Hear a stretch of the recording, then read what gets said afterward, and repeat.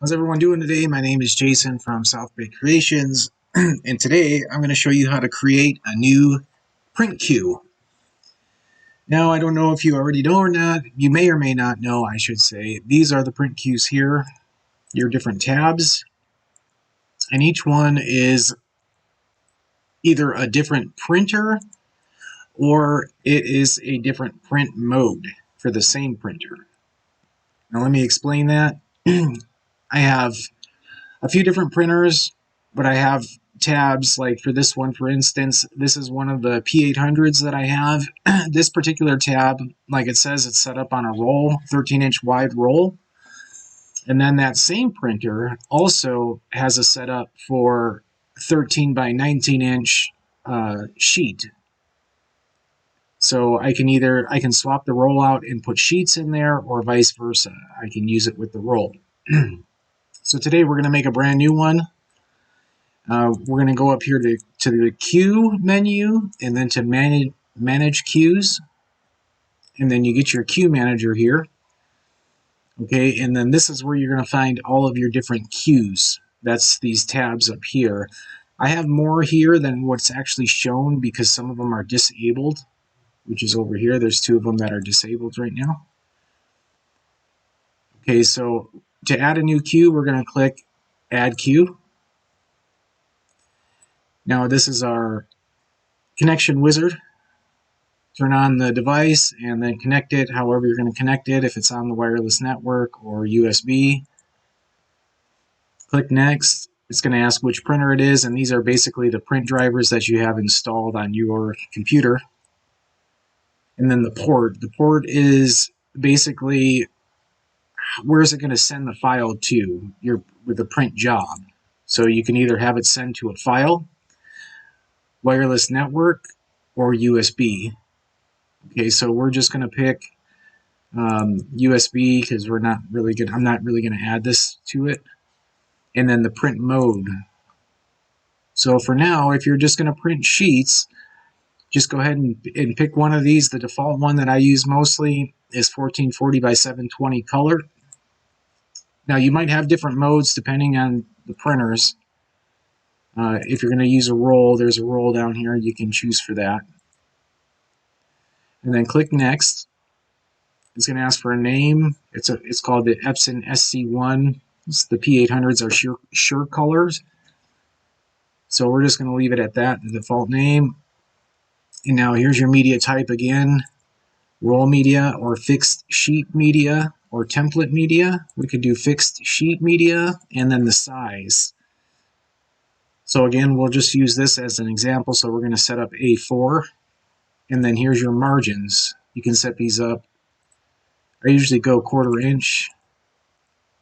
So if you put your page all the way to the edge over here, up at the top, you have a 1/4 inch space above that, so that you have plenty of room still for your print to actually start and not printing right on the edge of the page. So you get that set up. I leave this unchecked. Next. And then this is how to handle jobs as they're imported.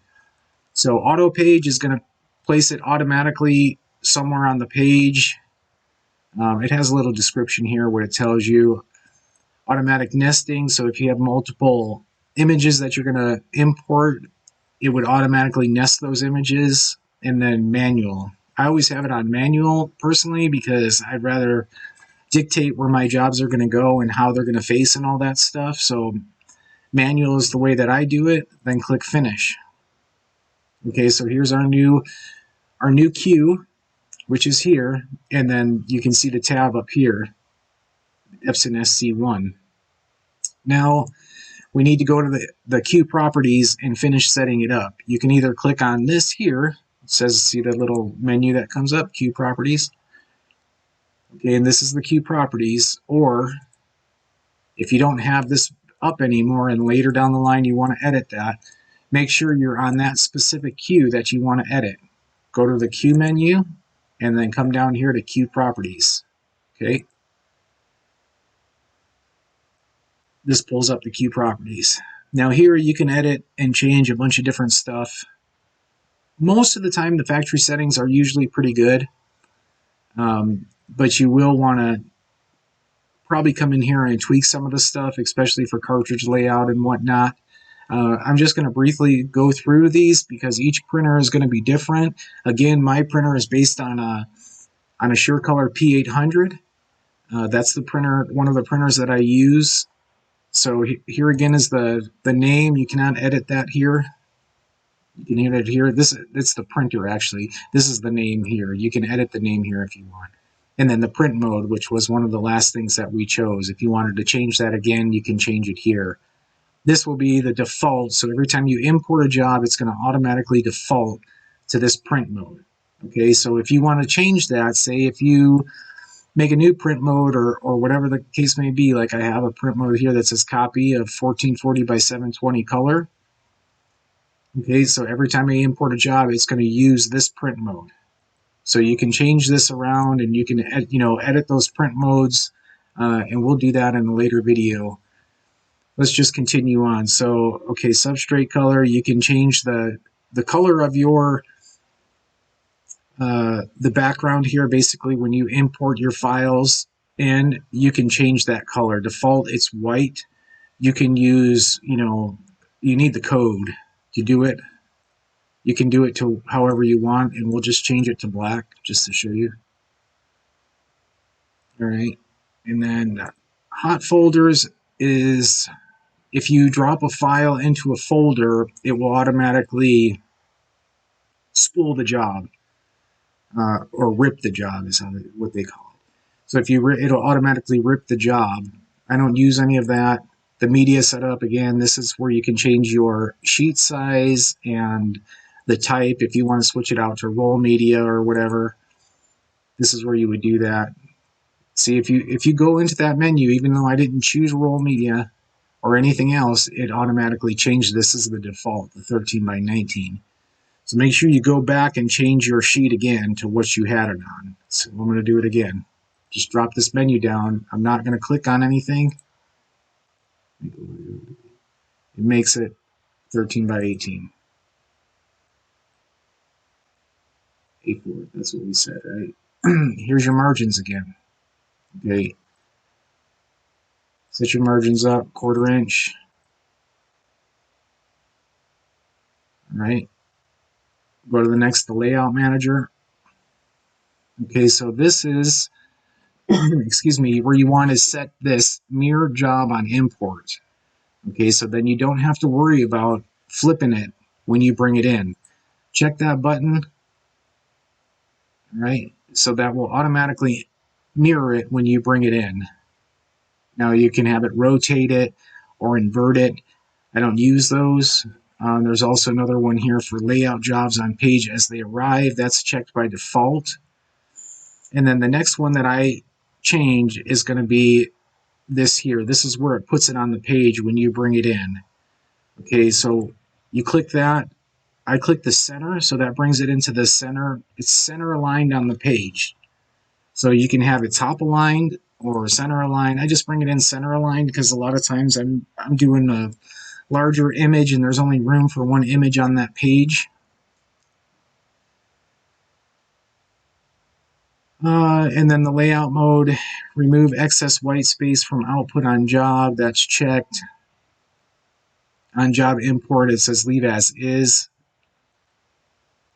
All right, and then space between jobs. If you're going to bring in like a small, say a chest logo that's approximately 4 inches by 4 inches, you can lay out a couple of those on the sheet. So what do you want the spacing to be by default? We'll say that it's going to be 1/4 inch horizontally and 1/4 inch vertically. For print jobs, we're going to say rip and print now. Okay. Printer status, we can leave all this stuff default. The labels, I'm not even sure what that's for. The grommet set, I don't know what that's for either. The color layer, the layer profile, I leave all this stuff here by default. This here that says no mirror or mirror horizontally, mirror, just leave that by default because we already changed that in the other option on the layout. Now under here, this is all going to depend on the type of printer that you have. So you're going to have to do your own testing to get your values set up for this. This is all the default stuff from CadLink, so I haven't even, these are not my settings that I use. Typically, I normally put this on 5 for a regular print. If I'm doing neck tags with small text, I'll bring it down to either 1 or none, because that's the amount of white that's behind the image around the edge, basically how far it's away from the edge. So 5 pixels that's what it says the maximum is, and for small letters, either 1 or none, depends on how small the letters are. Okay. Treat all semi-transparent as opaque. I uncheck that because I explained it before. What happens is if you have a transparent part of the image, like smoke or something like that, where it fades out to a transparency, what happens is it will put white all underneath that, so it makes it opaque and it doesn't look right. So I leave this unchecked and let it deal with it how it is. Again, your choke, if your choke is really high, you're not going to get any white on there, and more than likely you're not going to get powder that sticks on that, so it won't stick onto your substrate, whatever you're going to press your print onto. So that's up to your discretion.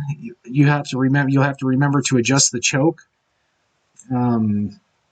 Yeah, so just keep that in mind. These guys here, the CMYK color adjustments, I leave these how they are by default. That's just how they are. I don't mess with those. Your print options, your black type, usually these printers are photo printers that were converted. So the photo black is the default. This is where you would change your different ink, your cartridge configuration here. All right. Inline speed, fast, normal, high quality. I usually set mine on fast, but I print at 1440 by 1440. And then bidirectional, and then this vertical offset. I'm not really sure what that is. I just leave that at default. ICC profile, I suggest leaving this all at default unless you have a ICC profile from your ink manufacturer or the place that you bought the printer from. Halftones stays as it is, and then the ink removal, I uncheck that. And the reason why I uncheck that is because if I don't, on some images around the edges of the images, they get really rough. They're not smooth anymore. For some reason, it takes away all of the, basically like the transparency that's on the sides of the image that makes it look smooth. The anti-aliasing, it gets rid of that, and it makes it like jagged. It's good if your image is a vector image, but if it's a PNG image, then it's not good because it makes it jagged. So I usually just leave this unenabled. So uncheck that by default. Down here, this is for your costing. If you want to do cost per sheet, you can figure out what the material cost is. The surface treatment, that's if you're using DTG. Ink volume, you have to measure, do some calculations to get this stuff correct. And then you can find out how much it is costing you per sheet, or that particular job, how much that job used, how much ink it used. And that will give you, a pretty good estimate of what the cost is on that particular job. So then your history tab, I never enable this. That's up to you, personal preference. Again, if you want to enable that, that's about it, really. So once you change all your settings, go ahead and click OK, and that'll save everything. And then, if you ever want to get back to it again, it's just the same procedure like we did. Just go to the Q menu, go to Properties, and that'll bring up the Q Properties, and then you can adjust stuff in here.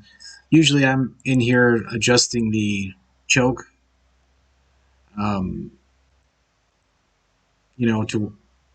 you cannot, let me show you where else you can change that at also.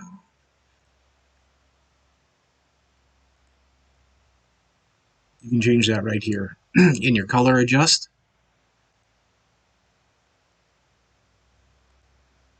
Okay. This is where you can change your white also if you wanted to. We're not going to get into this today, but this is where your easy color adjustments are if you wanted to change up the color a little bit. on your print.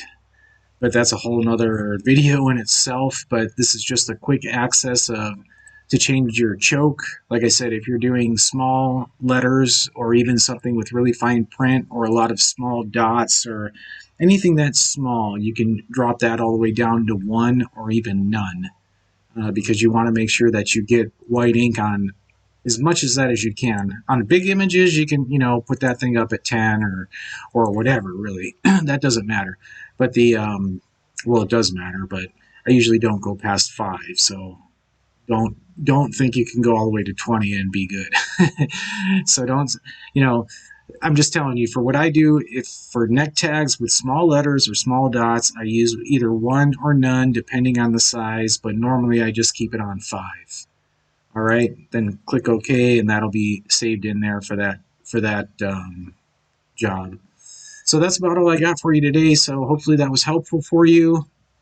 We got a new Facebook group. I probably heard me say it before, but I'm going to say it again, because the more people that we have there, the better we are, the more knowledge that we can pull together and help each other, but everybody out.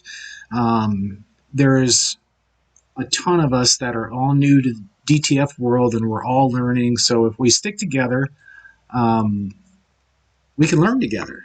And that's the point of the group. It's just based on facts. We don't try to BS you. We don't try to tell you stuff to make you buy something or mislead you or any kind of way like that.